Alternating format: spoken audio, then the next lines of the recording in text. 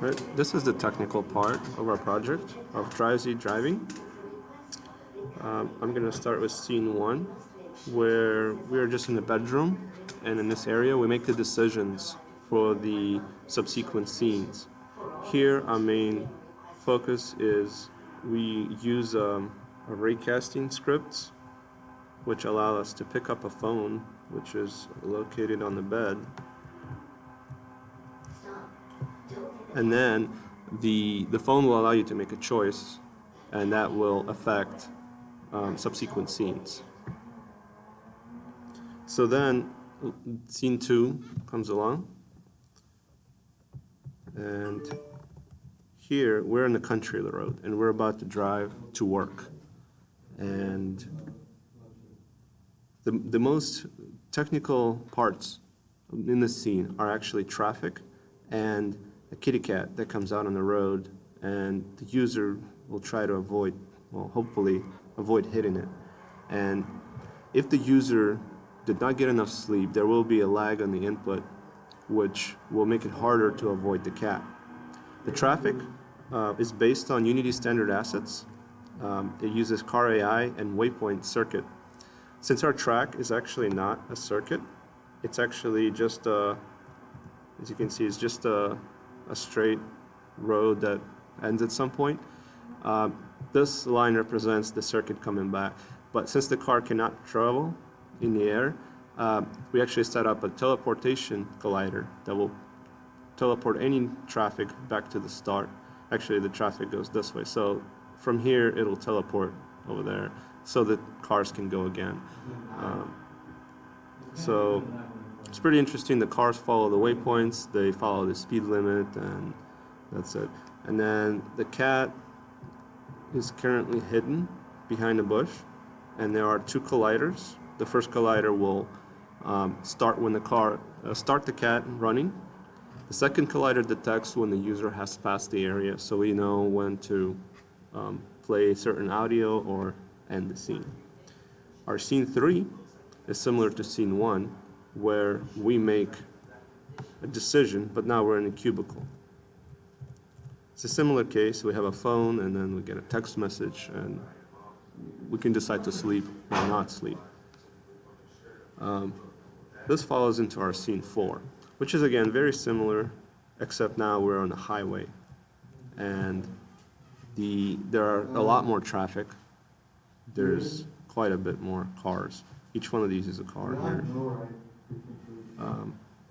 Also, this scene is the hardest because we had to orchestrate an accident that will happen regardless of your decision, really. But if the user decided not to sleep, then the lag input will make it crash into the car ahead of them. But if they did get enough sleep, we decided to have a sleepy driver crash behind them. And that is performed. This is done near a construction site that we set up. The construction site is meant to move the user over to the middle lane, to kind of like focus the accident scene, maybe make it a little more dramatic. And yeah, so we decided to get the user rear-ended even though he slept and he did nothing wrong, to kind of show the effects of just other people who often drive while really, really sleepy.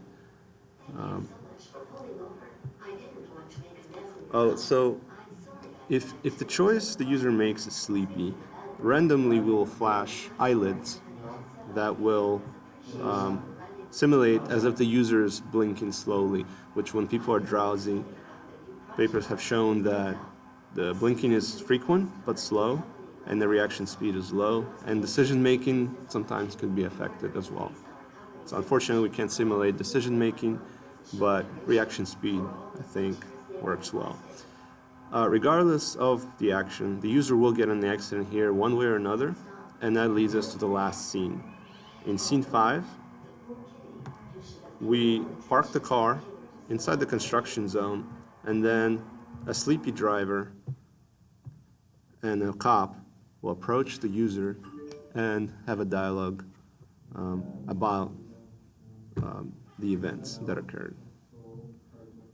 Again, this scene just has traffic, and it has animations that we used Mixamo to rig, and then characters from Autodesk that have proper jaw movement when they talk, and certain motions. And that's about it. Oh, why is this in VR? Well, as you can see, we actually caused an accident, and that would be, extremely unsafe. So VR allows us to show the consequences, quite dangerous consequences, without endangering the people. And also they can make the decisions and then see how it affects the future. Also, the head tracking is really useful for driving because they can look around and see what's around them. The 3D audio allows them to hear other cars nearby, such as the traffic or when the people are talking. In scene 2, we actually do have a virtual human who is sitting right next to the driver. And she is there to kind of prove that maybe, right now she's in T position. She's there to comment on the kitty's event. So if you avoid the cat, she'll say, "Oh, wow, you actually avoided it." And otherwise, she'll not be happy if you actually do hit the cat. Yeah, and that's about it.